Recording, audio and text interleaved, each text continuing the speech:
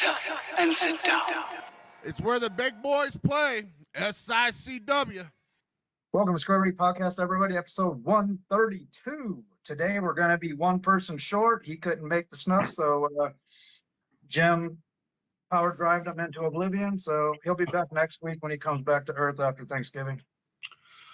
What's up, everyone? Of course, my name is the Big Texan. So the missing component is Bobby D. He is with his students. Evidently, they're doing some extra activities when it comes to the wrestling. And I think he's at Belleville East, is what he said. But we are going to move on without him, which is, fine. Every now and then it can just be me and Nate. But we do have a pretty cool lineup for you.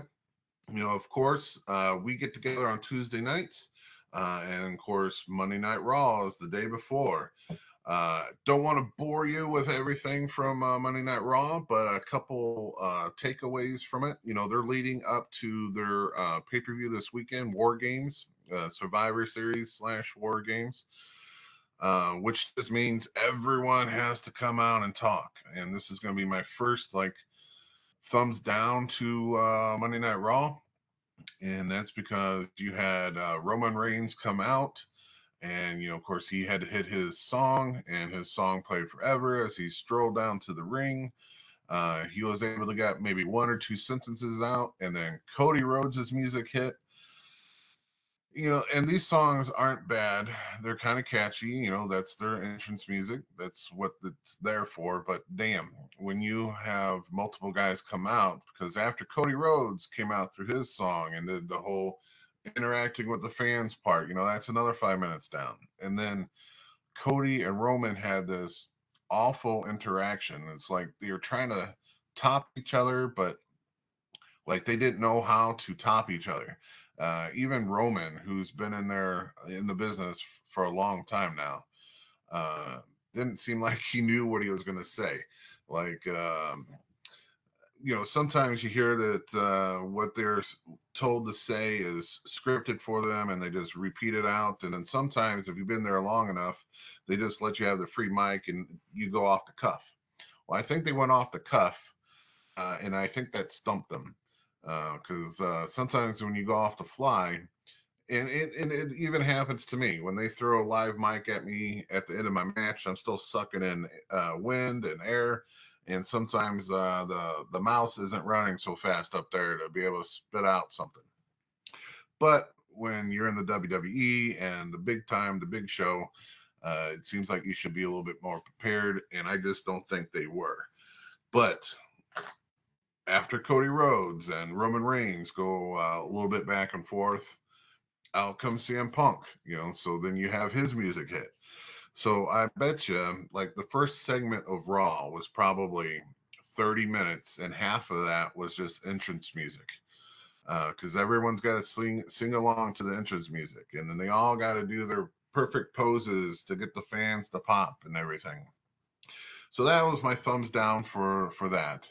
And even when Punk came out and was speaking to them, it seemed like he was secretly trying to get them to go out of character, because Cody and Roman were being so serious, and then Punk was just throwing one-liners out there like he was trying to get them to break character and pop. And it never happened, because Cody and Roman was just so serious about what they were trying to get across, which was just funny, but not the good kind of funny.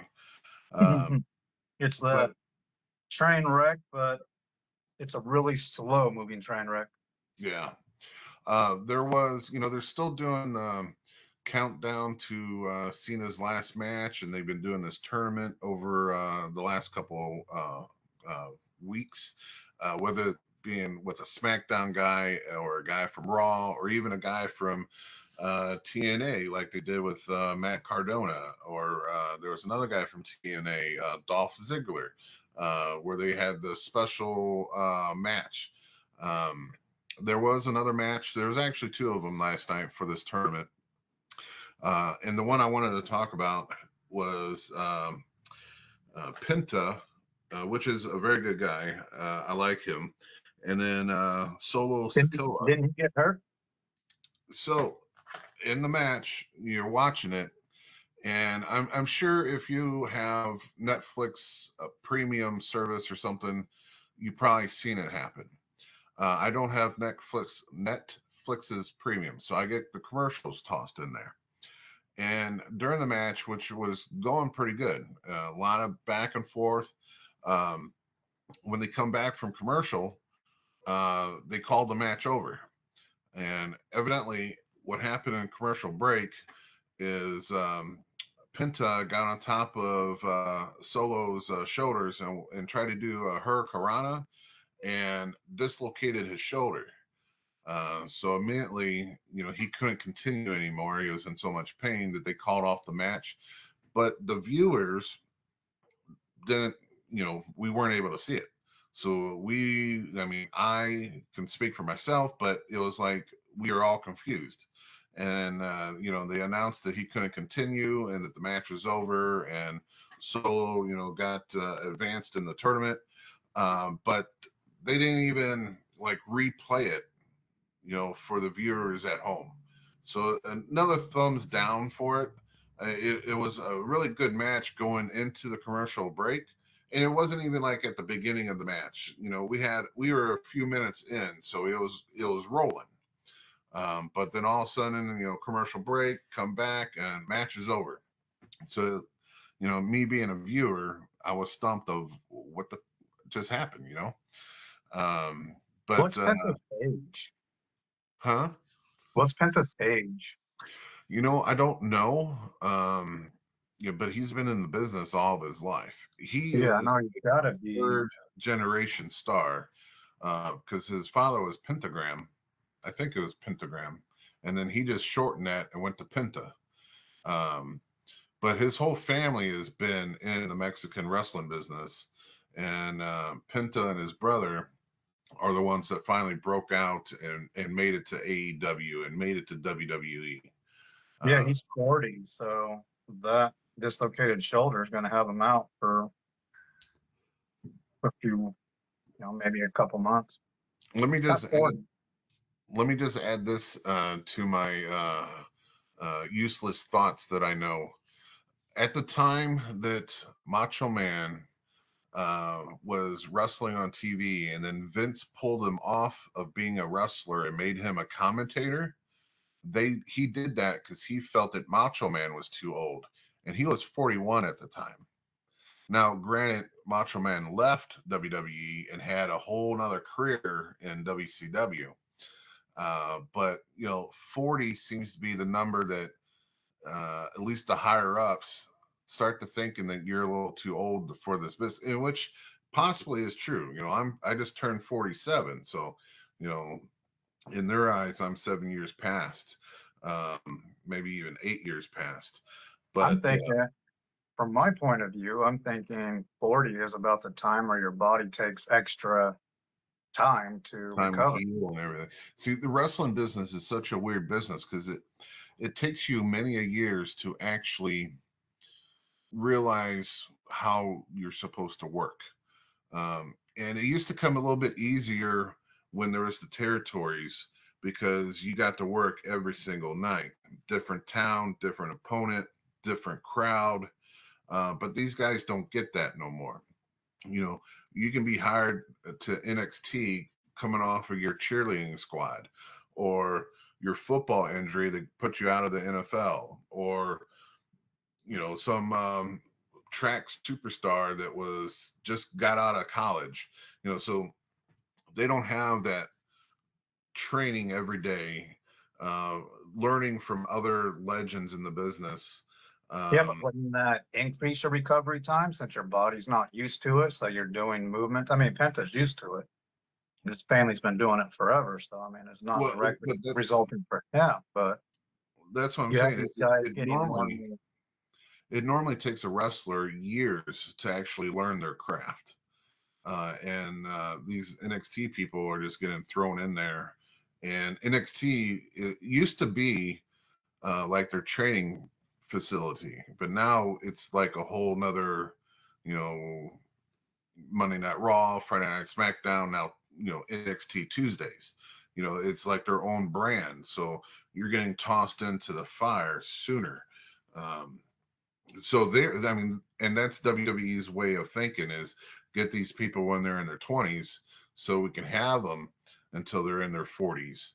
Um, I don't know, it's a yin yang because Penta is still, in the eyes of a veteran wrestler, he's probably still really new. Just because your first, 10 years, you're still learning the craft.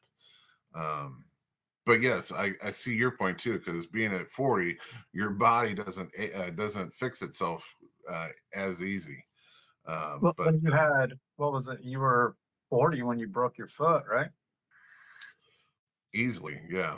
Yeah. How long did it take you to recover from that? And you had been in wrestling for a long time at that point. Well, even to this time, you get those people that that knows when it's cold or when it's going to start raining. So my whole top of my foot has a metal plate, has 6 screws holding that foot together. And it's been like at least 7 years or so. So the foot is healed, but the plate and the screws are still in there. And even the doctor at the time told me, look, eventually this is going to start bugging you because your foot's going to be healed, but then it can't move the same way it used to because there's a steel plate in its way. So every now and then, if I start walking and I, trip up a little bit, and then that just aggravates the foot, and then the foot starts hurting for the rest of the day. So you heard it here first, people. Now we know where Jim gets his loaded boot from. Steel under the skin. Steel. See, I need to take my boot off and just kick someone in their face with my my barefoot, I have a couple suggestions. or a couple of people. Mm-hmm. I do that. So another part of Raw, which I thought was extremely funny. I'm sure a lot of other people will probably hate this part, but so the main event is the Usos, which are twin brothers, and they're going against Drew McIntyre and Logan Paul. And then to the reason why they're going against each other is whoever the winner is gets a special incentive this coming Saturday for their teams. And Usos are teaming with Roman Reigns, Cody Rhodes, and CM Punk. And Drew McIntyre and Logan Paul are teaming with Braun Breaker and Bronson Reed. And as of last Monday, we found out that Brock Lesnar came back. So, the Usos, I want to get this right. I want to say the Usos actually got the pin, but all hell broke loose. You had Bronson Reed and Braun Breaker come down and start trying to interfere. Of course, that dragged out CM Punk and Cody Rhodes. So now they're going back and forth. So now it's like 4-on-4. And the babies, Cody and CM Punk are getting beat down. So out comes Roman Reigns to save his team. And he's doing a great job. The babies are on top right now. And then out comes the badass Brock Lesnar. Except for he had a horrible moment, which I laughed about.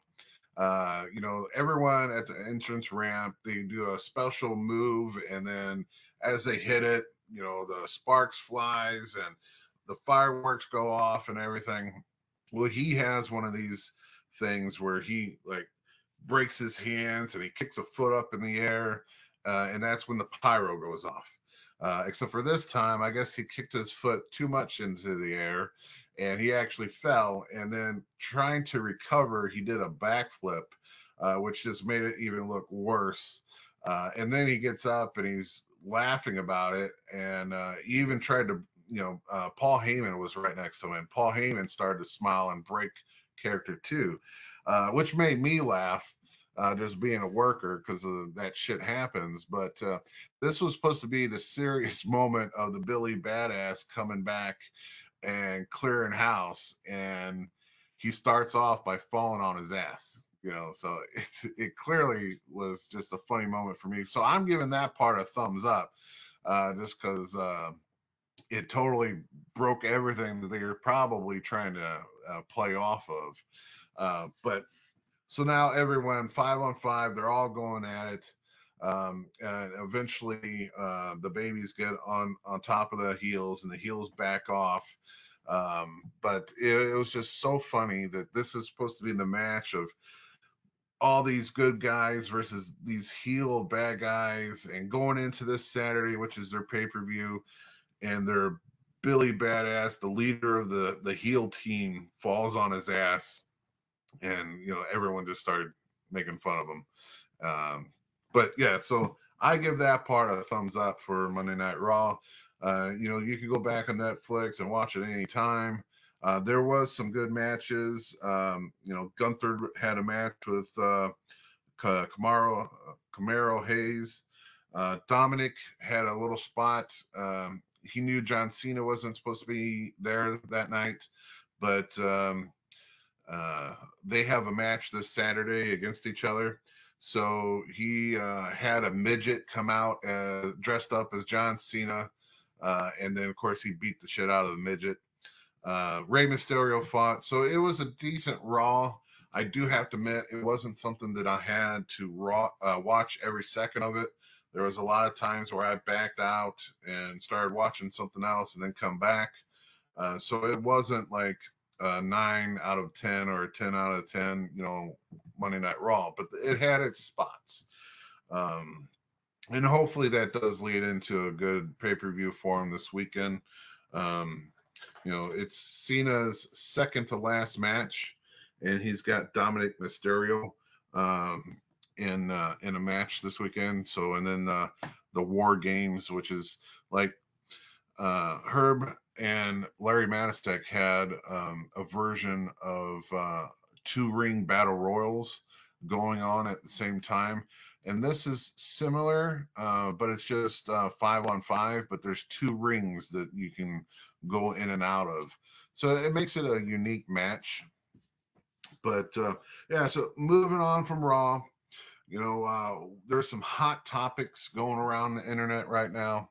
And I do we kind of talked about one with Brock Lesnar. That is all over the internet. I'm surprised there's not memes or anything right now about it. But another hot topic is AEW, kind of, where Eric Bischoff was being interviewed, and he was kind of not Super people. well, yeah, he was going on about how when he was running WCW, he had all the stress on his shoulders, and he was letting Tony Khan know that he has it easy, basically. Because Eric Bischoff had all the bosses above him. Before it was Time Warner, it was just all the what was the name of the company? Was it Warner Broadcasting before it was Time Warner, I think. But he had so many bosses ahead of him, and some of them didn't like wrestling, so they were even harder on him because everyone thought wrestling should just be shit canned, canceled, and thrown away. But there was the owner. I wish I could remember his name. This is pretty bad. Well, Ted Turner owned Warner Broadcast. Yeah.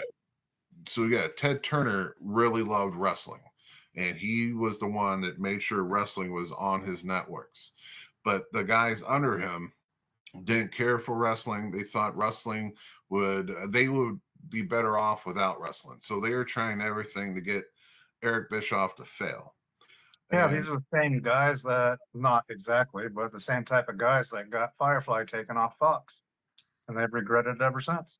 Yeah. So the same thing would have happened. Just like it or not, whether you like it or not, it was a big part of their programming.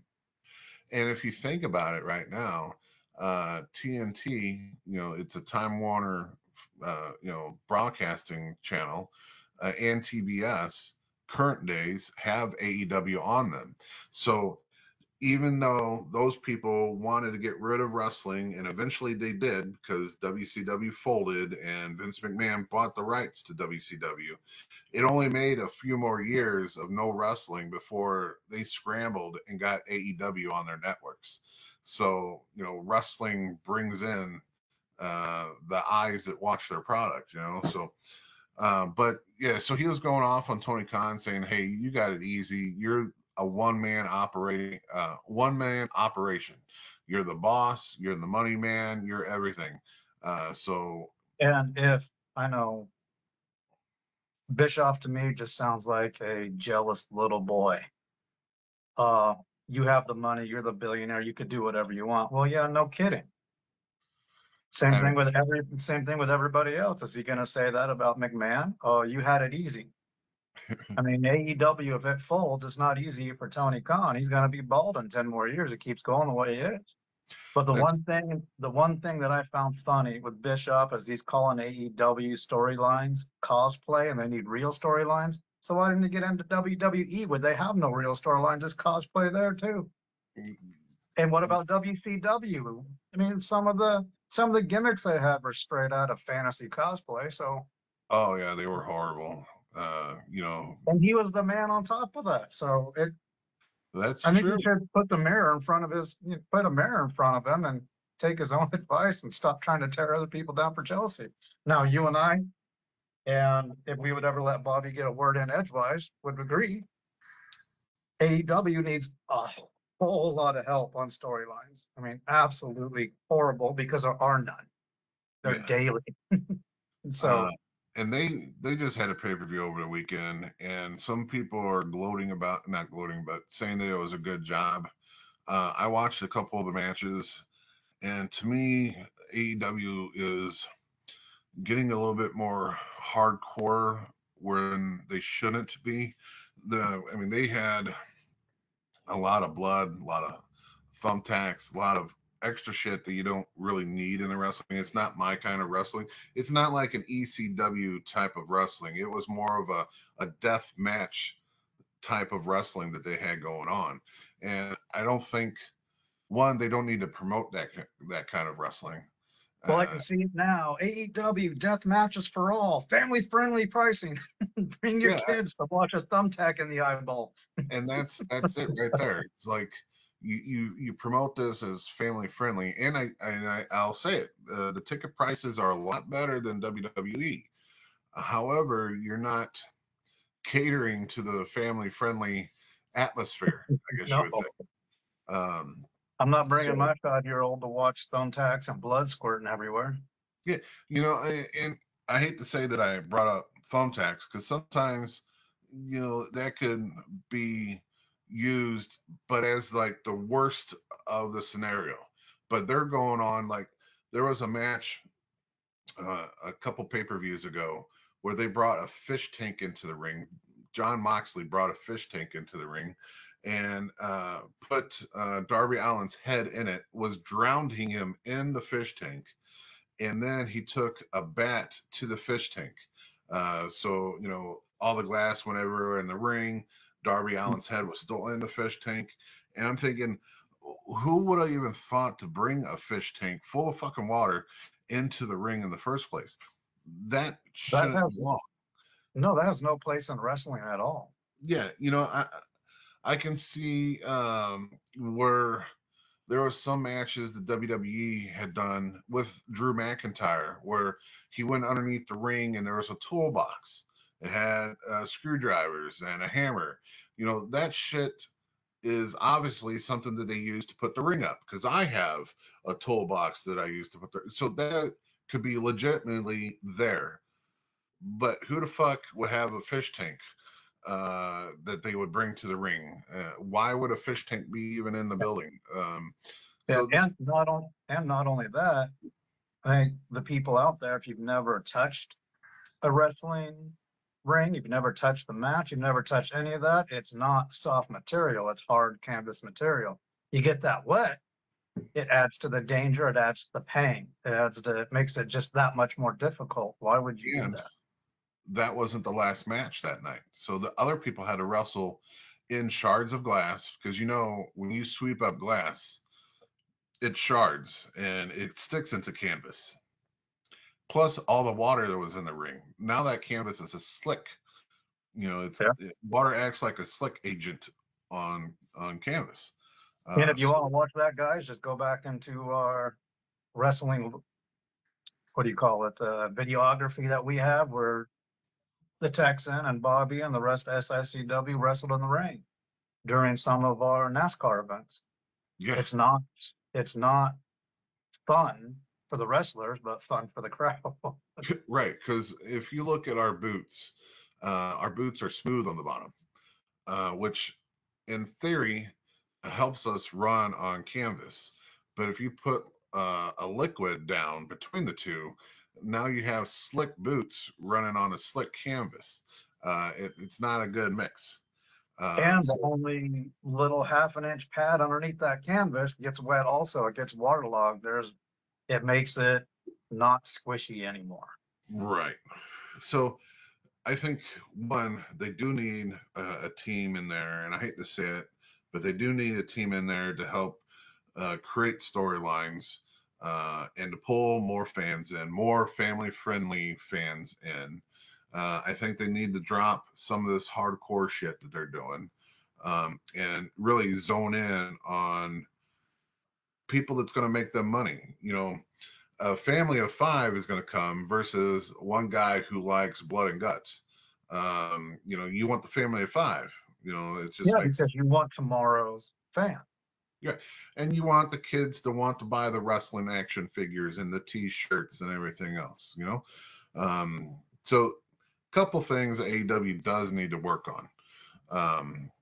Matter of fact, just talking about wrestling figures for a second, it sounds like AEW is Jazzwares is who creates the wrestling figures, and it looks like they're like bumping heads, and probably AEW is going to drop Jazzwares, so there might not be a place to buy AEW wrestlers or a manufacturer that will make AEW wrestlers here shortly.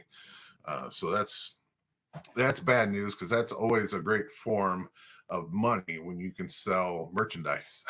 you know I mean, so it's a huge part of wrestling. I mean, you get your return from broadcasting, but yeah, most of your return, most of your money, your profit, especially for the individual wrestlers, also is selling the merchandise.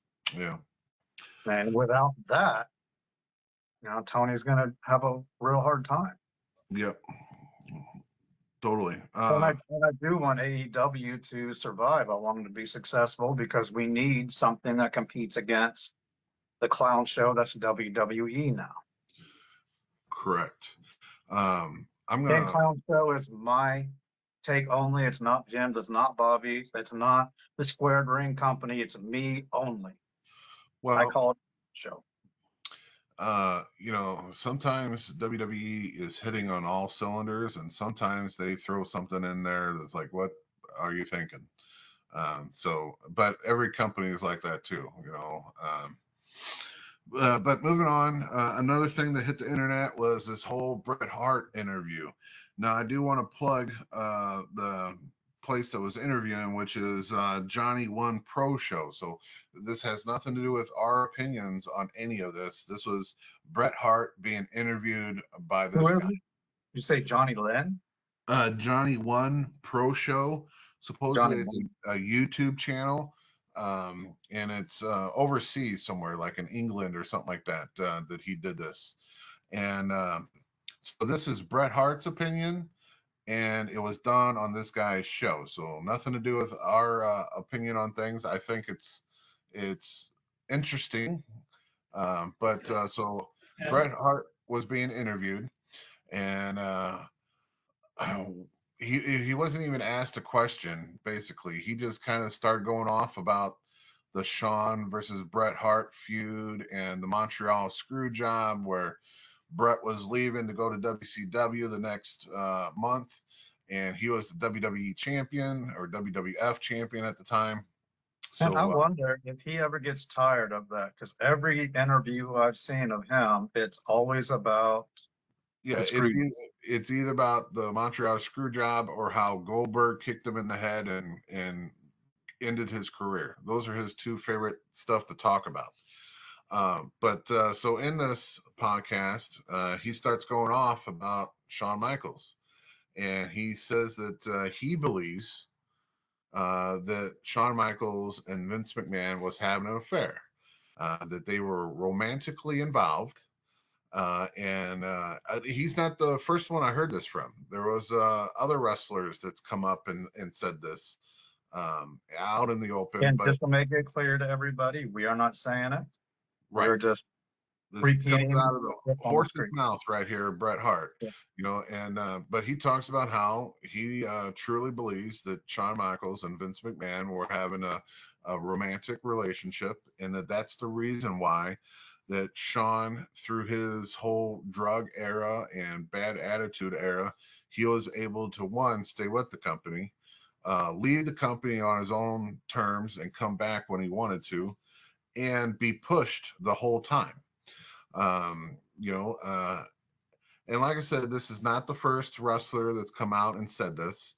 And we have recently heard about the chance that Vince McMahon would go both ways. His best friend was Pat Patterson, who was openly gay. And there was always rumors about him and Pat um, taking advantage of young wrestlers and saying, if you do this, you can have a long career with us. Man, I've heard that since the 80s. I mean, that's just like a casting couch in Hollywood. You got to give up something to get something. And one of I mean, the it's guys, been a well-known but not publicly known thing that's what you have to do. So that doesn't surprise me. But I've got to see more just than Bret Hart saying that. one of the guys that supposedly this happened to was Billy Jack Haynes. Now, granted, he's an old guy right now who just recently shot and killed his wife. Uh, Allegedly. Allegedly. I don't know how that case is going on or if it even ended yet, but he claims in an interview that he was held down and drugged and woke up missing all of his clothes. And Pat Patterson and Vince McMahon were standing over him, laughing about the situation. And then that was the time that he actually quit the company because he said he wasn't like that. That's not, that wasn't him, and he was drugged. And of course, no one believes him. So, Yeah, you and I have talked about this before with other wrestlers that we know on a personal basis. I don't remember if we did it in a podcast or if we were at an SICW show or something, but you and I talked about this before with people we know personally that were in WWE that said the same thing. yeah, it's all hearsay because nothing's out in like court documents or anything like that. I mean, it might come out because I know there's a lot of court cases roaming around, in the whole ring boy situation still comes up about how there was a ring boy prostitution type thing going on in WWE. And that was one of the reasons why Pat Patterson got fired once before. And then there was some referees involved and some bookers involved. But that I don't think one way. only one will copyright strike us, but I don't know if Rene Dupree will. But it's only 9 minutes, and they're going to go over that short little interview. I'm thinking I hadn't watched them say it yet, but I'd like a timestamp so I can just go straight to it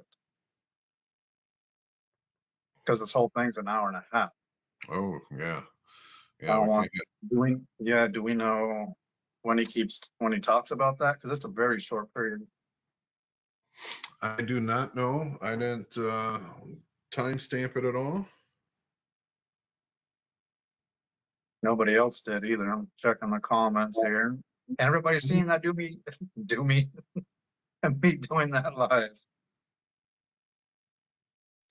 Let's see here if I can find it on another channel because I do remember watching it this morning. And we're going to commentate during it, so we're going to change it. So copyright wouldn't be the first time somebody did that to us anyway. Even though we won all the other ones. All right, so see if you can pull up. What's the name of this channel here? James Rome. It's Romero. Oh, yeah, that was some ass there, wasn't it? Hello, everybody. James here. So, I'm sure as a lot of you know, Bret Hart has been making headlines over the past 24 hours or so because he was on like a podcast / live show from the Johnny One Pro YouTube channel, or Johnny I. Either way. I'm confused about Johnny I was thinking, well, because there are so many, headlines and bits of news being made off quite a lot of these quotes. So, I wanted to get to the nub of the fact of what's real, what's not, and It's funny that him saying he wants to get to the knob of it, which is the tip of it, and I'm sure he got more in the tip, yeah? Yeah. If anything had been lost in translation as far as him making a joke or, dark humor or anything like that. So here is a full recap of his 1 hour 30 almost show that he did. Now, I can't promise this will be too much shorter, but I'm going to do my absolute best, and I'm going to editorialize a little bit to, even in a couple of cases, counter argue some of Bret Hart's points as well. So let's get to the exact nub of the matter, and let's go straight from the beginning. He's talking about knobs. Bret discusses having a part in conceiving Vince McMahon signing Steve Austin, and he asked Vince McMahon why would he let ECW sign Steve after he retired from WCW when the WWF were absolutely desperate for talent and they still had Doink the Clown in the company. Now, I can't remember when Doink was gotten rid of. Hey, what's wrong with Doink? You better not be harking on Doink. If not overlapping slightly between the ECW signing of Austin and Doink still wrestling for the company. But anyway, Bret then talks about how he thought the I Quit match was going to suck because Steve Austin and he aren't really submission wrestlers. I mean, they kind of are, but also, I mean, Steve really wasn't, I guess. I mean, Bret definitely was, I suppose. But also, you're taking away one of the big stories in trying to get a pin. And that's why Bret thought it was going to be a terrible match. But then, basically, the story, they pulled it off. He also said that with both Austin and Piper, when they did the face-offs at the beginning of the ring, he was biting the inside of his cheeks to stop himself from laughing. Now, Austin said that he'd never bladed before. Go to the 28-minute mark. Do it instead. Kind of cardinal sin, really, almost, to one off of this. Sorry, James, but your knob is going to have to wait. Bret felt that Vince McMahon had a tear rolling down his cheek during that segment. Now, this is where it really gets interesting. During that promo, that segment, and backstage, whatever. And he says from that, he suspected that Shawn Michaels and Vince McMahon were secretly lovers. Now, he thinks McMahon and Shawn really were sleeping with each other because he says like 4 different times, I'm not kidding. And like the audience is like doing some incredulous laughter. It's like, come on, that kind of thing. But he genuinely thinks that there's something like that happened that was closer to the truth. And that is, that comes up. That, and I think Bret's kind of stuck in a 80s type of mindset for that. Like, I'm not kidding. They were gay lovers. Right. With gay lovers. Like back in the 80s, that would have been news. Now it's, who cares? Right. I think he's Bret Hart's still stuck in that. Again, by the way. Now, I'm not reading. He agrees. Reading all that, I genuinely thought he was saying this tongue in cheek when I was looking at the transcript before I'd watched the show. But he really seemed like, no, I'm pretty sure now. That's a quote, he said, and how he basically believes it to be the case. Now, as bizarre as this accusation is, he's nowhere near the first person to ever say that Vince McMahon and Shawn Michaels were lovers. Now, your point exactly, Jim. I believe used to say that all the time. And a few years ago, I guess people would have thought that to be completely preposterous. But then Scott Hall, Kevin Nash, one of the two, or maybe both of them, told the story that Vince McMahon started recounting his first gay experience. Like this is back in '96, I guess, meeting with him. And at least he started talking about it, or at least the first part of it, and then he trailed off or caught himself and stopped telling the story. Or that he seemed, and this is, as we've realized, true with the Janelle, accused with the Janelle Grant lawsuit, is that he seems to be obsessed with threesomes where the guys outnumber the girls. So I guess, anything's possible really in that sense. Although in this Well- case, I'm still not buying. Well, if you're obsessed with threesomes where it's you want more guys than girls, it's safe to say you're gay. And you just have the girl there so you have somebody else to talk to. Buying that, and until we have more concrete evidence or admission, I'm still going to err on the side of no. Vince McMahon and Shawn Michaels were not lovers. Now, how's And wrestling again, changed better after the screw job? as James, Bret I said. think you're wrong. Despite how much money the business is generating today, he feels like it. Because even in England, in good old proper England, when there is smoke, there is always fire. That is true. Because let's face it, you can't have a threesome with another dude and one chick and have multiple of those and not be gay. You have to be gay, or guess what? You're not going to want another guy there. You're going to be more possessive with the girl you're with, whether you like her or not. And it's even if, you and I are pretty good friends, but I don't want you in a bedroom with a girl with me. That's not the way it's going to freaking go. That's sharing beyond. Right. I'm right. straight, but I like to share with my buddies type of thing. It's just. I wonder if he let's Bret talk, because it would be great to actually hear it from Bret. I don't know. Now, Bret says with the screw job after he remembers looking in the mirror and wondering if he brought this Going all down, it doesn't look like he does. despite working nearly 15 Thinking years, because he doesn't want ousted after the screw job. So any constantly, type of copyright, he but let's. said he was worried about Yeah. the So screw job. That's something. Yeah. Sorry, James, we got your opinion. We were hoping you had something a little bit extra, but that is not the case on this one. So yeah, these hot topics kind of all involve like back in the day WWE or current stuff. There's one other topic that I talked to you about with AJ Lee and Stephanie McMahon. Of course, AJ Lee just now come back to the company, and she's been gone for a few years. And when she had left, Stephanie McMahon was talking on social media about, I can't remember if it was the UFC or some women's sports, about how she's proud of the women, how they're making just about the same amount of money as the guys in the sport. and I disagree 100%. Yeah, and then AJ Lee fired back and said, well, that's amazing that you are so proud of the fact, even though in your own company, women don't make the same amount of pay, women don't get the same amount of TV time, even though they're bringing in the merch sales and they're bringing in the action figure sales. So she was like throwing jabs at Stephanie McMahon. Of course, this is after she left the company. So AJ Lee was on Stephanie McMahon's podcast this week, and the name of the podcast is "What's Your Story?" And so it seems like they buried the hatchets, and they both talked about their point of views when it comes to this. Stephanie basically backtracked and said to AJ's statements that she didn't have control over what the women were making. That she was just proud of the fact that WWE is promoting more women and the women's evolution and women pride and stuff like that. Where you can kind of tell in AJ's face she wasn't buying it, because Stephanie was vice chairman of the company at this point in time. With USA Safe Pilot? So yeah, I don't buy it as well. Wasn't she in control of the women also? Yeah. She was the main reason why the women were more dominant. Not that they were getting just as much screen time, but they had more screen time than what they previously were.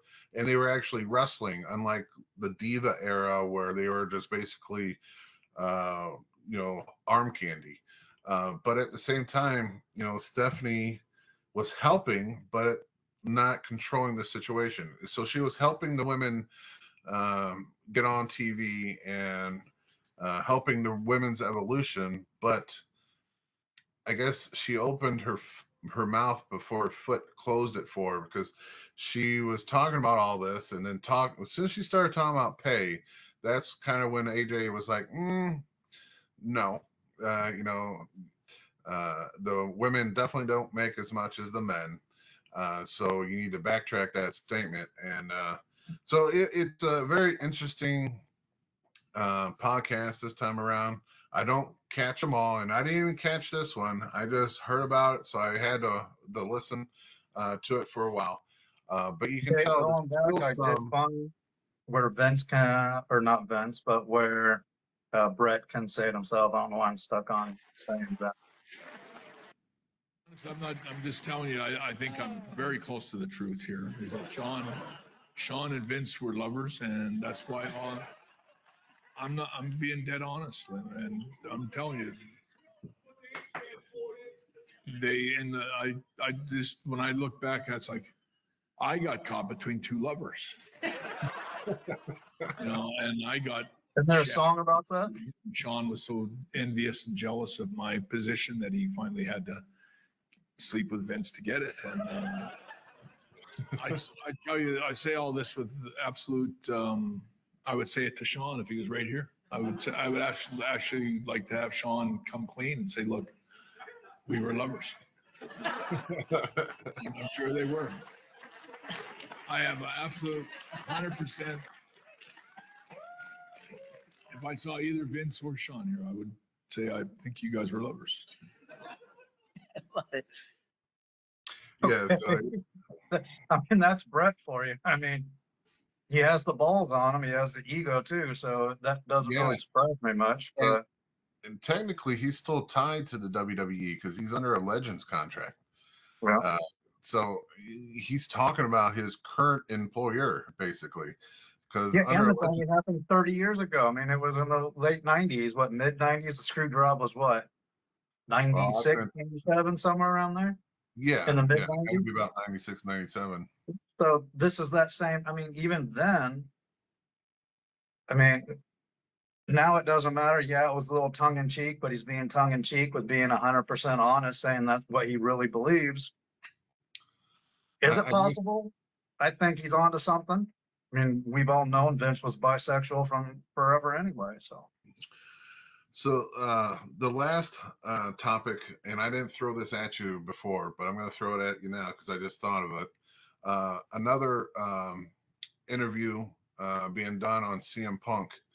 CM Punk was being asked about pay, and this is why I thought about it, because we were just talking about the women's pay. And so back in the day, it used to be you got paid on where you were put on the card. So if you opened the show, you didn't make as much as the mid guys or the top guys, the main events. Which is, I think, and which I think should be the thing. You shouldn't get paid the same as the people being drawn in. So if the women are drawing more people in, then they should be paid more than what the guys are being paid. That's just fair in the way it should go. In this interview, they asked, Punk about this, and he goes, what he misses is the drive that people used to have. Back in the Attitude Era, everyone wanted to be the main eventer. Everyone wanted to be the champion, because as a champion, you would actually make more money. They would pay out every night more money to the champion because they felt that that's who drew the crowd in, was the main event guy. And he said nowadays it's all salary. Everyone makes a salary. You don't get any extra money for where they put you on the night's card. They don't give you any more money if you're carrying their championship belt. You don't get any more. So he was talking about that he don't even care if he opens the show or if he's the middle guy, or he said he actually prefers to open the show so he can get his shit done and get out. Because he doesn't make any more money carrying the belt and being the last guy to close out the show. And he said he misses that because that forced people to get better, because it forced people to drive to be able to be the one that gets the belt and gets to carry the company. You're the man. The whole company is riding on your shoulders, and they in return paid you for that. And he said it's not like that anymore. that they don't And get paid. and I can draw parallels for SICW, where that's the pay structure for them is you get paid more when you're the main event. And it directly results in better matches throughout the night because the guys that are opening, they are pushing hard because they want to get deeper on the card. And it just makes it so much better. You're not Right. getting, except for a few times where you've come to me afterward and say, how do you think the new guys did? And I go, absolute shit. And you'll say they'll get better because they want to get more money. Right. And which exactly happened. They did. And you know, Mulatalo is one of those examples. and First matter of time I fact, saw him, he was horrible. And then he is way better now. Austin Militalo was behind the scenes last night on Monday Night Raw because he actually was sharing photos. You know, anytime that they do extra work, you know, they share the photos. Now, since it was Monday Night Raw and they had a lot of stuff happening, they didn't actually have any extra talent come out and be security guards or anything like that. But you always got to show up there. When they tell you, hey, we want you there, you got to show up and be in a suit and be ready to go. So he was taking pictures backstage, you know, him in a suit with a couple other wrestlers. And so we all know he was there. He just wasn't used last night. So yeah, definitely more props to Austin because he's definitely showing up and trying to earn that opportunity. But so the last final thing is going to lead us into my favorite section of the podcast. For everyone who knows, the LJNs are back. And if you were one of the lucky ones that was able to get through this pre-order fiasco, and I say a fiasco because you know, they opened the pre-order so you can get it before they hit the store shelves, but you know, they open it and 5 minutes later, you know, they closed it down, and then like 3 days later they would open it back up for only one of the wrestlers, close it back down. A week might go by and they'll open it up and put it on a special discount. You know, these wrestlers are $24.99. But like last week, you could get a Dusty Rhodes for $14.99 if you just happen to be on the internet at the right time and click this link to get it. And it's been going back and forth. So they finally hit the stores this Friday, the day after you guys watch this, you know, because this will come out on Thanksgiving. But this Friday, 6 o'clock in the morning is when Target opens up, and they're swearing.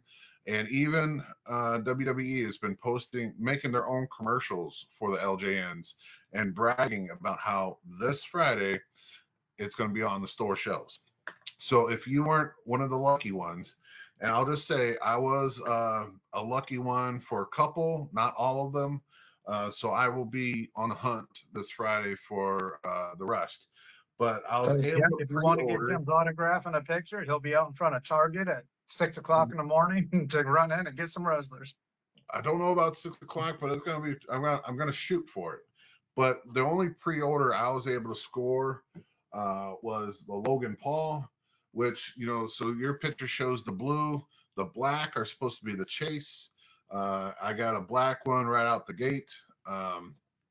Most people are collecting both black and blue. Now, supposedly there's a lot going on with this Hogan. There's some, like there's two blue backs. I would say the back of the package is blue. There's two of them where Hogan looks like he's got a better tan than the other one. And then on the back of the black packages are blue. And now they're saying that there's a dark blue back and a light blue back. So there's so much crap going on with these LJNs. But I am so glad to actually have LJNs back on the market. These are the four figures. wrestlers: Dusty Rhodes, John Cena, Hulk Hogan, and Logan Paul.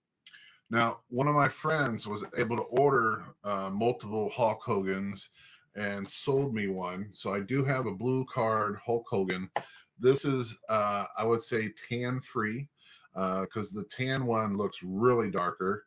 But this, you know, this was what started my whole wrestling collection back when I was a kid, was the LJNs and this particular figure.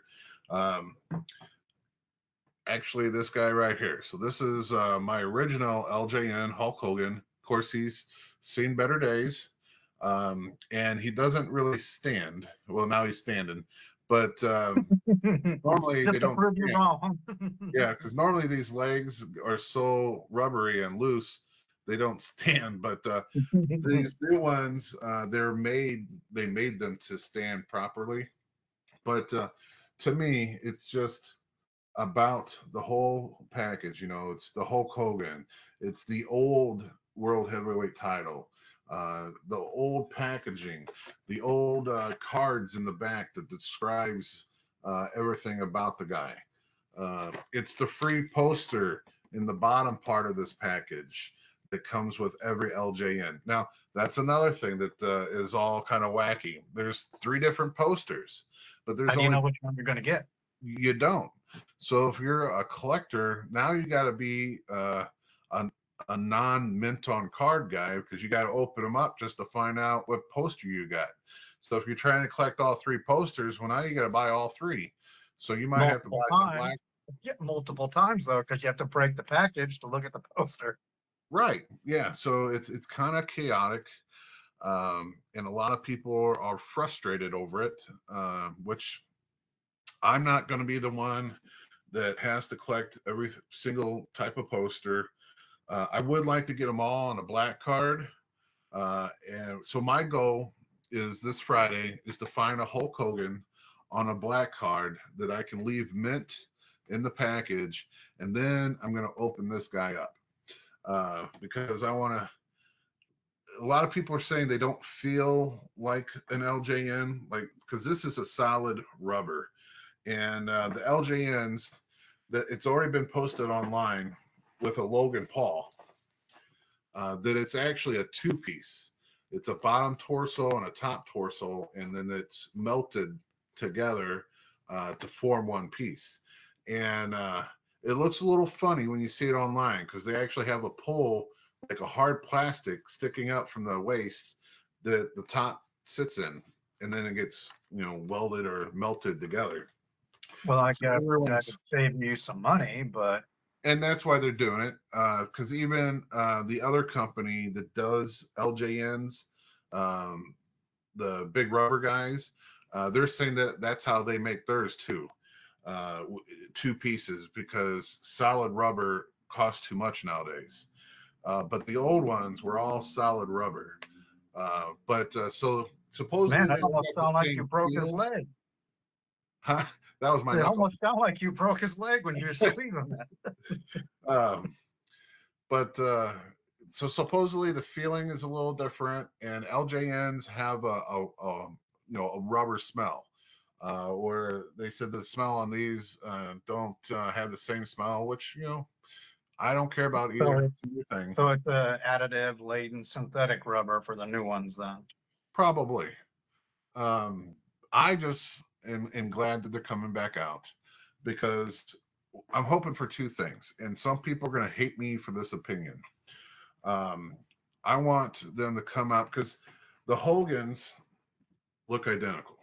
The only difference is they got something in the legs to make them a little bit stronger so they actually stand. Because most of the time, like I said, this guy doesn't stand.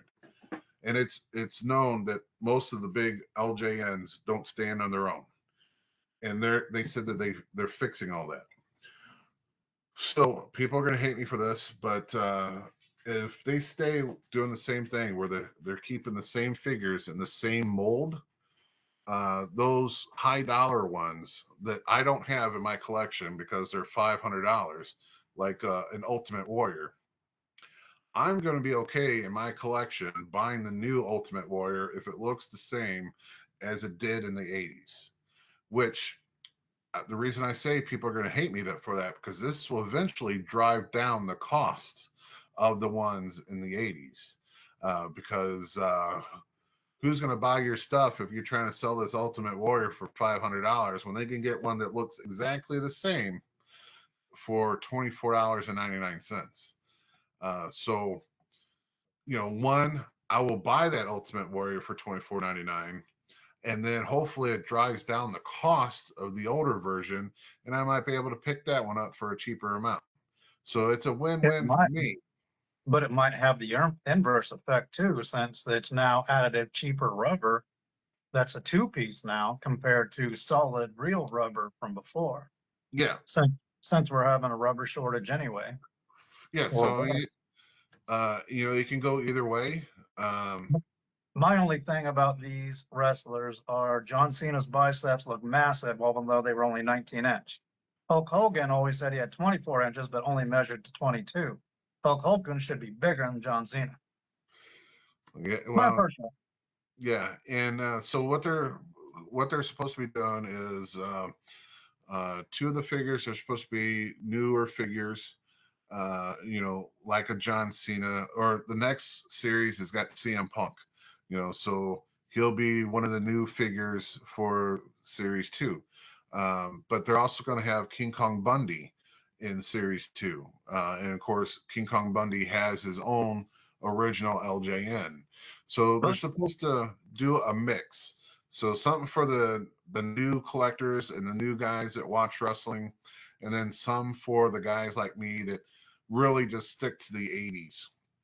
And you hit what I was going to say is there's a mix for every generation. You have Dusty Rhodes back from like Herb's generation. Then you have Hulk Hogan from our generation, John Cena for the generation under us, and Logan Paul for the baby generation now. Right, right. So I'm okay with that as long as I still get my older generation wrestlers. A lot of people are saying, the collectors are saying that they're going to collect all of them anyway, even if they don't. Because I even thought, why collect a Logan Paul? But some of the collectors are saying, you know, get them now. 5 years, 10 years down the road, they might be worth more money, like the old LJNs are, and then you can just sell them off, you know. So Yeah, but you saying that's funny because you've been the minority for everybody around here.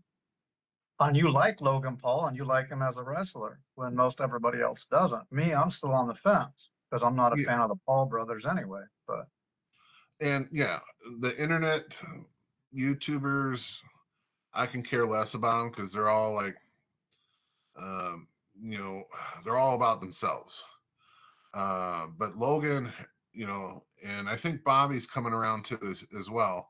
He has picked things up and he's been able to perform a lot better than most celebrities that they bring in. And that shows because he actually got a contract where most celebrities will actually do, you know, 1 or 2 pay-per-views to get that spike. But Logan Paul is I guess he's going on his 3rd year now, 2nd or 3rd year, where he's a consistent. You know, and he's so outlast even more jobbers that are right, coming on now too. So yeah, I don't know. I'm able to separate people. Like there's sports people that I like on a personal level that I don't like when they're playing their sport, and vice versa. They're great at their position playing the sport, but on a personal level, I don't like them. I don't want them around me.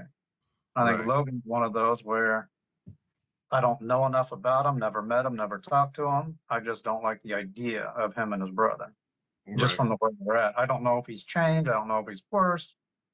No, it doesn't matter. But I just don't know enough about him. yeah. So I'm gonna result to my default of being nasty of I don't like him. I don't want him around. But keeping with the toys, I did have some great pickups. Some of my big rubber guy pre-orders came in finally. You know, with all the tariffs that's been happening with people, you know, like Matt Cardona's toy company has a factory in China, and so they had to deal with the whole tariffs, and then they actually switched companies. So that kind of put a drag on some of them being released. Yeah, and So what's funny you say that about tariffs. I know this is not part of the subject, but it is pertinent, I guess. FedEx sent me emails and keeps sending me emails saying that since the tariffs went up again, they've recalculated stuff that I imported from Lithuania for the medication I take that's not exactly legal here, that I owe them more money for stuff that was delivered 3 weeks and a month ago. And I wow. sent an email saying that's your onus to charge Right. the correct price from the beginning. I'm not paying you any money. You can't come Yeah. back after me for that because in the meantime, tariffs went up, your cost went up. That's your Yeah. problem, not mine. Definitely. Now, they've been very good at keeping it the same cost. Some of the shipping has gone up a little bit, but not dramatic. So they were talking about how they were planning on eating the cost until the tariffs came down. And I think for the most part, they've done that. I'm going to show you two big rubber guys that I previously bought from them, which is one of the greatest tag teams in the world. LOD, Legion of Doom, Hawk, and Animal. This particular set is from their WWF time frame. You know, in WWF is when they wore the red shoulder pads. And this is the LOD that I remember as a kid. And I love this set here. They just recently redid this set, and that was my pre-order that I've been waiting on. And they redid them to the NWA WCW version of LOD. Very cool. It's totally different on the pads. That's how I remember them, with the black shoulder pads. I don't remember them with the red. But the shoulder pads are different. Of course, the outfit's different. Even the pose, you know, he's more hunched down, where he is straight up, standing. So you got basically two new outfits, or two different versions, and two different ways to pose them. So collector wise, this is great. Different paint schemes on the face. This is both Hawk, but you know, this one's just got the mustache. This one's got the gold tee, basically. But I love how they changed it up slightly. I like the detail that Rubber Guys puts into theirs. Yeah. The little And- detail. Look at the face paint on Hawk on the new ones that you got. I mean, you can see that they took care of the detail. Yeah, and I love that it's accessories, so they can come off, and you can pose them without it. But to me, they fit right on in with the original LJNs, and for that matter, they fit right in with the new LJNs. Mattel is the one that is creating the new versions, and they already when they first announced this, they said that they talked to Matt Cardona and asked him how he was making his figures and what size they were making them, because they want it to be one universe of basically Big Rubber Guys / LJN figures. And they That's awesome. And the fact that Mattel's doing it and keeping the cost down is amazing. Yeah, so now you got the best of both worlds. You got the guys that you can only get WWE wrestlers, you know, so the people that are currently signed with WWE, but the ones that aren't currently signed and are not part of the WWE family anymore, like Demolition. I'm just going to throw this out there. Demolition, for the longest time, they got in an argument with WWE, mainly Vince McMahon, and then Vince McMahon has not promoted or helped them or done anything with them. They didn't even have new wrestlers or anything come out, you know. And then last year, of course, Vince McMahon's not there anymore. They reconciled, and now WWE has got Demolition coming out. They signed them to a Legends deal, so now they're going to have wrestling figures coming out. So now you can probably figure that Demolition is going to have Big Rubber Guys here soon. But for those guys that, like I said, that are not welcomed in the WWE anymore, well, that's when Matt Cardona and Brian Myers can create their figure with them, sign them to a separate deal, and they can have their own figures coming out. And sometimes they'll actually mesh it, because another one that I got in is Harley Race. This is the one that we previously talked about in this was multiple podcasts earlier, that the tattoo was put on the wrong part of the forearm. But this is a recent release from Big Rubber Guys, Harley Race. But Harley Race also gets WWE figures. And I should have pulled one of those out, but I didn't know we were going to talk about like this particular stuff. So you got the Harley Race. Well, you don't even have the Harley Race family because there's another guy that actually owns the name Harley Race, which this is another story for another podcast because this would be We could get into the race debacle. yeah. There's a guy in Florida who trained under Harley Race at WLW, and his name is escaping me, but he's actually best friends with CM Punk. And of course, I didn't know CM Punk was a Harley Race guy either until I met Punk when he was getting the honors at the CAC, and he was telling multiple stories about Harley Race. So Harley Race is signed to WWE and is signed to Big Rubber Guys. So we can even see, because Harley Race had an LJN back in the day. It was King Harley Race. He came with a crown and he wore a coat. We can get. Didn't you have that one? I thought you had King Harley. I have the small version of King Harley. But this is basically what the LJN looked like with the crown. The LJN didn't have a cape. They cut it off and made it into a coat. But he did have an LJN, so we could actually, in theory, have an LJN Harley Race come back out, and Big Rubber Guys just came out with theirs.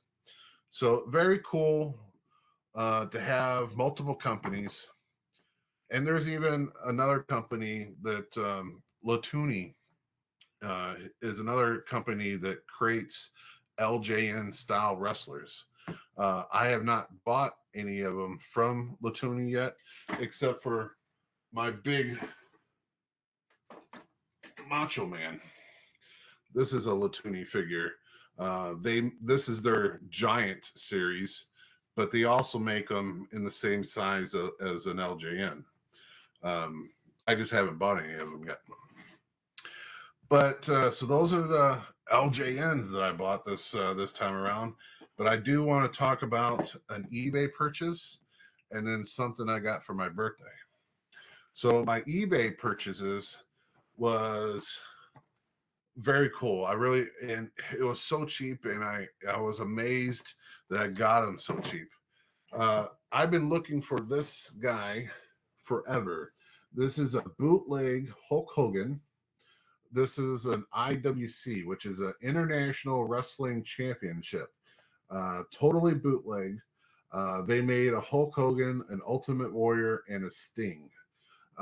This is easily back in the early 90s, maybe late 80s that they came out with this. You would normally find this overseas. You wouldn't find this in America. So That doesn't look as bad as that other thing from Spain. Yeah, that's true. But that's kind of why I wanted it, just because I am a big Hulk Hogan fan.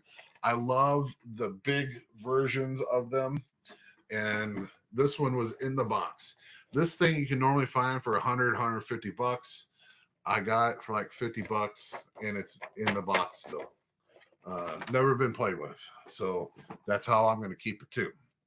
Yeah, and Very a quick cool. search on King Harley's first LGN. You can get him damaged out of the box for 85, in the box 600. Yeah, it's crazy. Some of them are like that. Like I was talking about the Ultimate Warrior. Ultimate Warrior, if you were to buy him in the package, you're talking about $4 or $5 grand. Even out of the package, you're still looking about $800 to $1,000. So some of these are just crazy, and that's why I have not completed this collection, and I doubt I will, just because I will not spend that kind of money on things. I spend too much money as it is now, and only buy a couple every now and then. But these two, A couple every now and then. Have you looked behind you lately? Holy crap.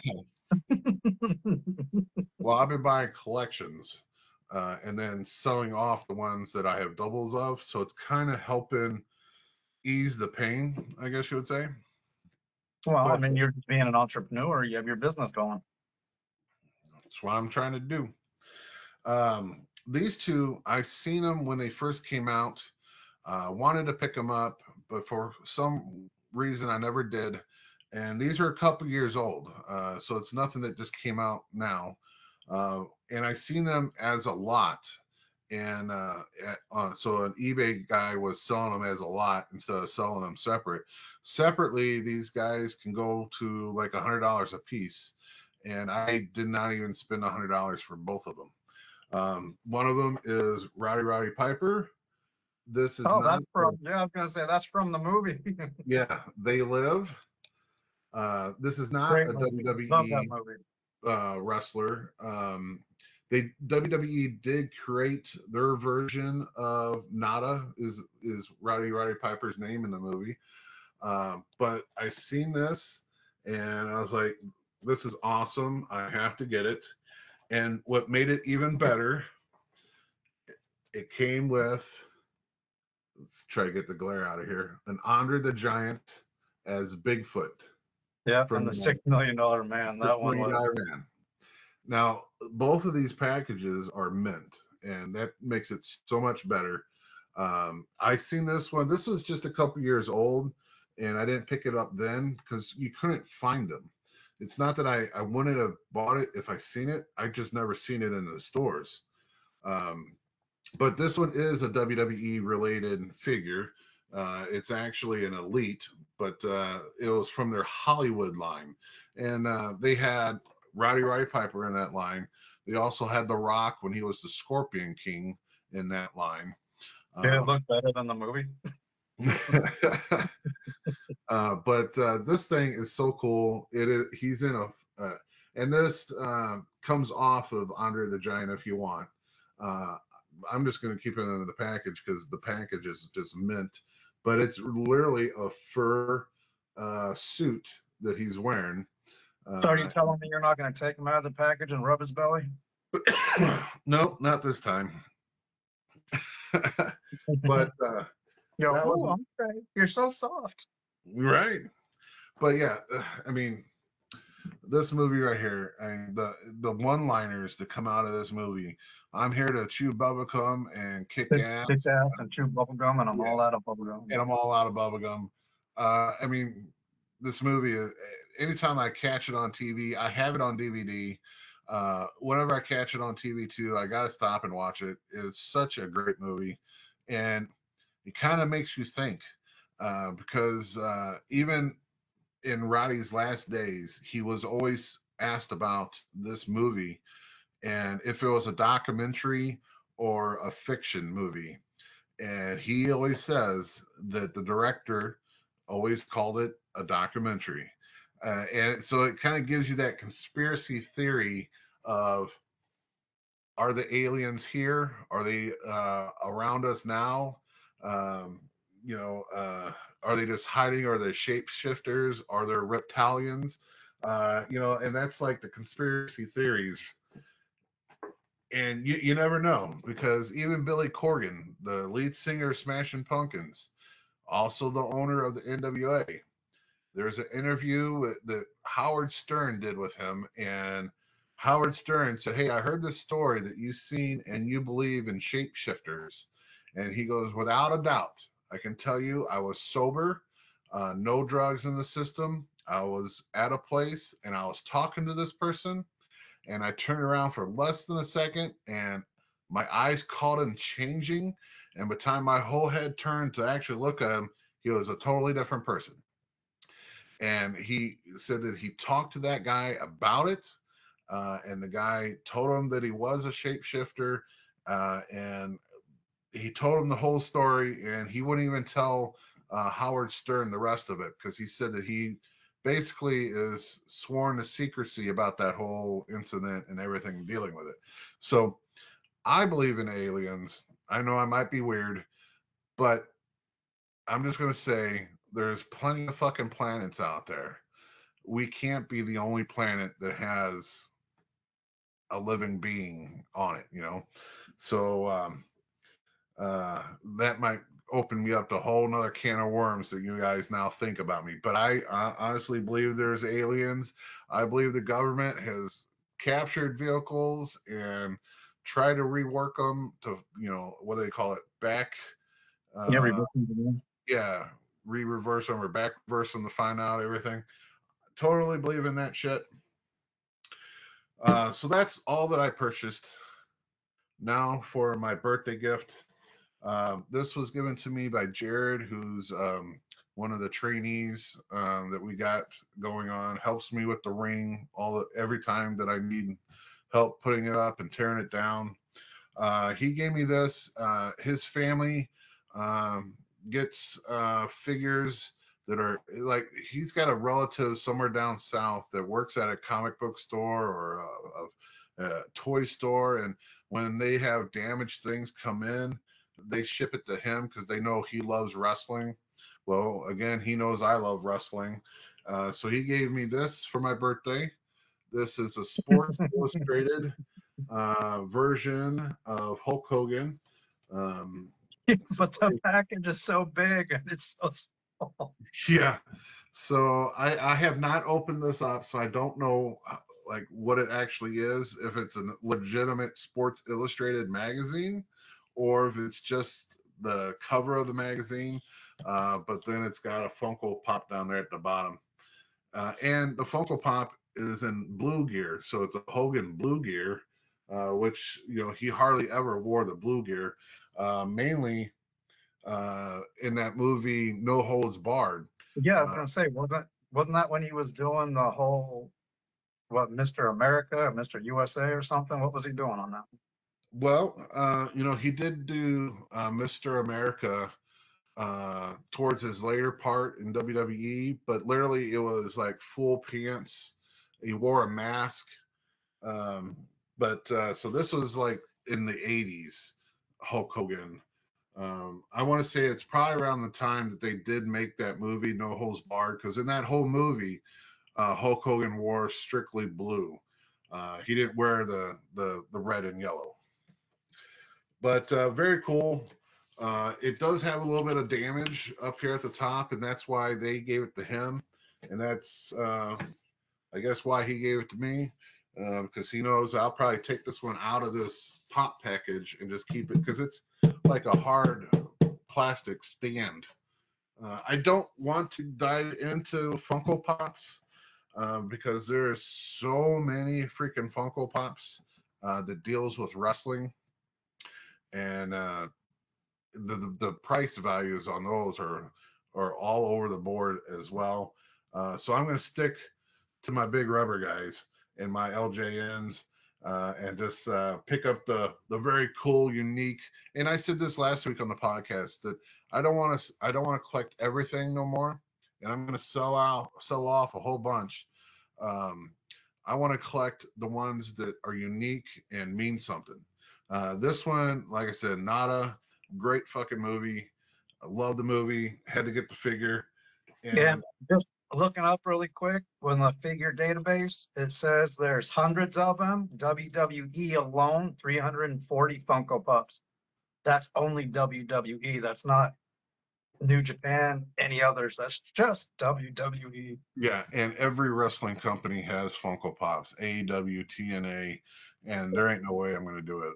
So You'd have to you would have to add on to your little mansion there and just for your Funko Pops. Right. And that ain't happening. But so that's it of the toys. Very cool pickup week.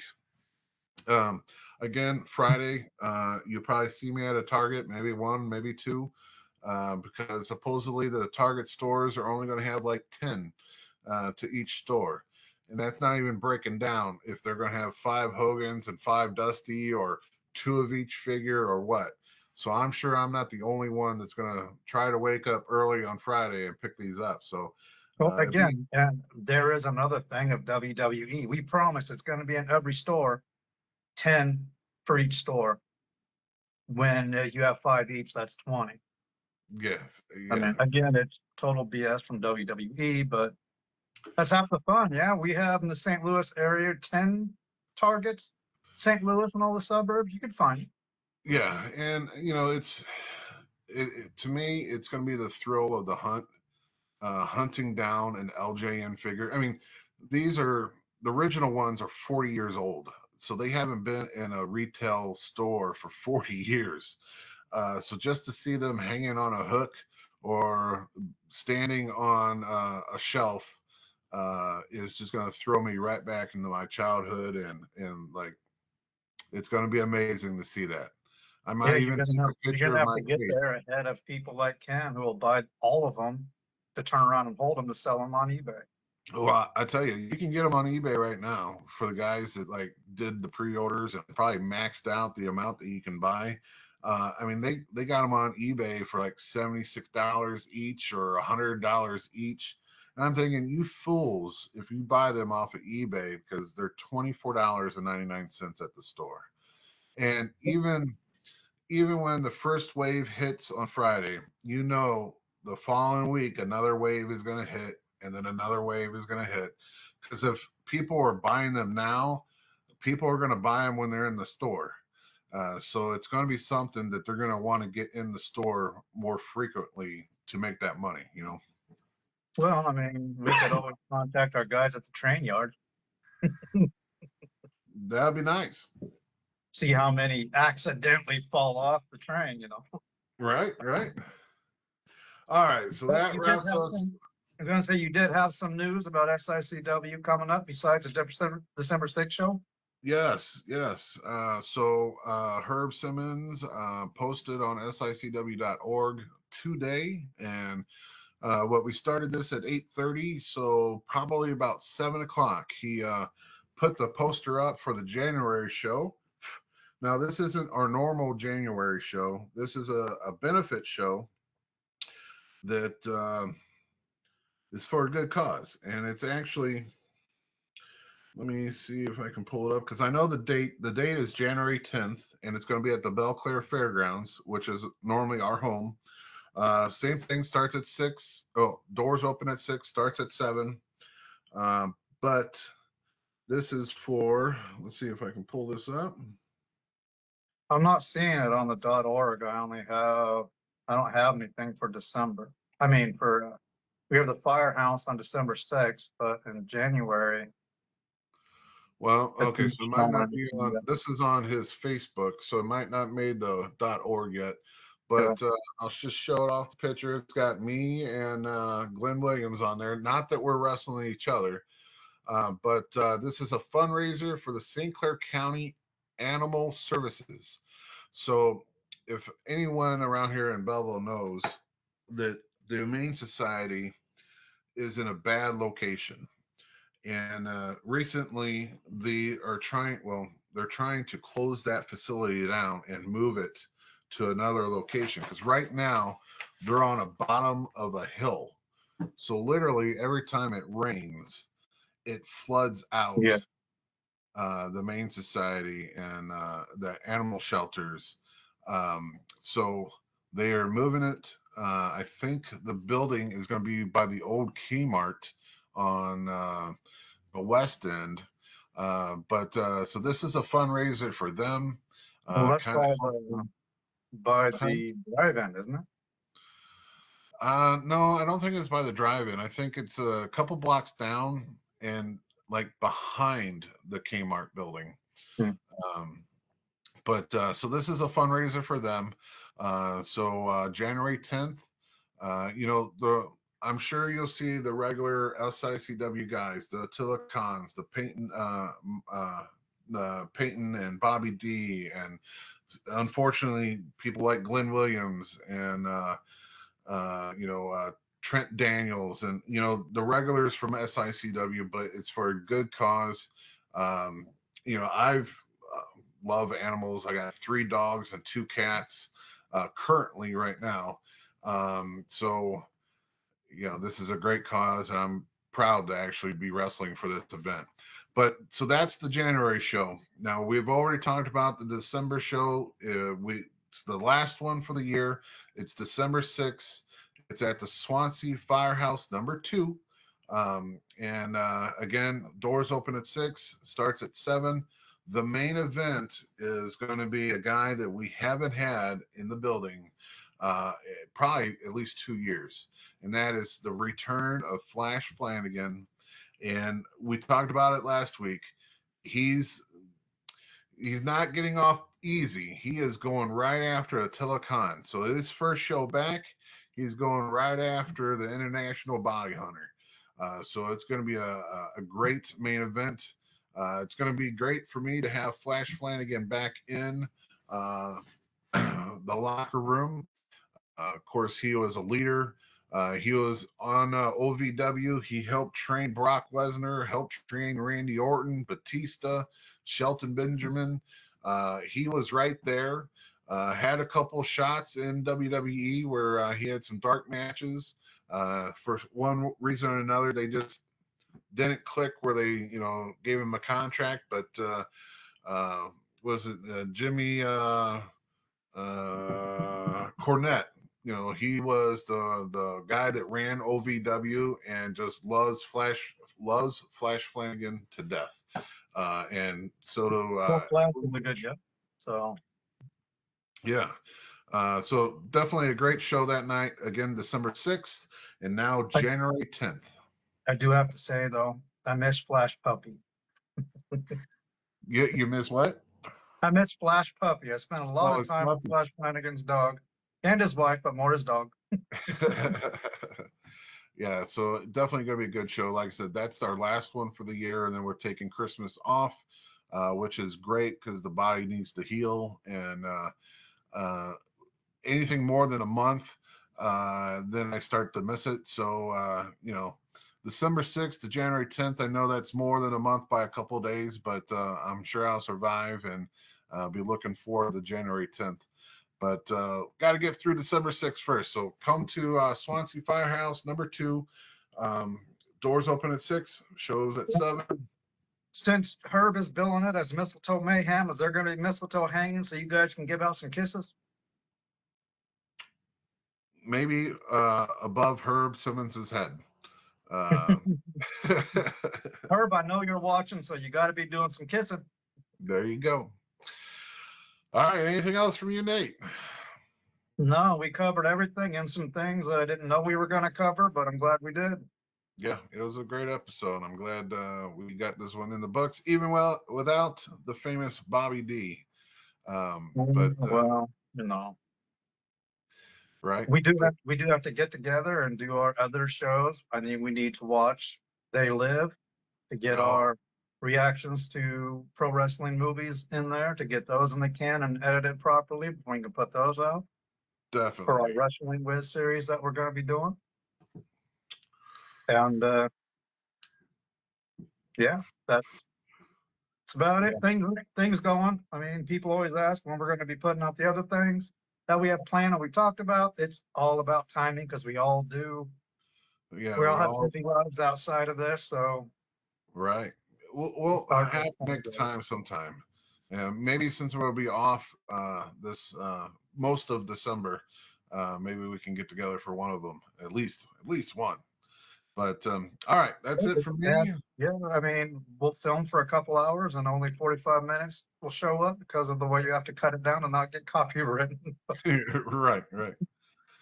All right, gentlemen, thank you for tuning in. Like always, hit that subscribe button, hit that bell so you get notified every time we have a podcast drop. If you like what you hear, please leave a comment and like the video, and we'll make sure to get back to you. Love interacting with the fans, and the subscriber count is going up, but we like to hit that 5,000 mark. I think that's what we're going to strive for. Yep, our next goal. And our closing thing is, even though McMahon and Shawn were supposed gay lovers, we have never been touched by that man. But then again, for the right amount of millions of dollars, no. All right. I'll stay a producer and in the back, and you can go with McMahon all you want. All right. Until next week. If not, we'll see you at the wrestling shows. You guys have a good night. Nate, see ya. Bye.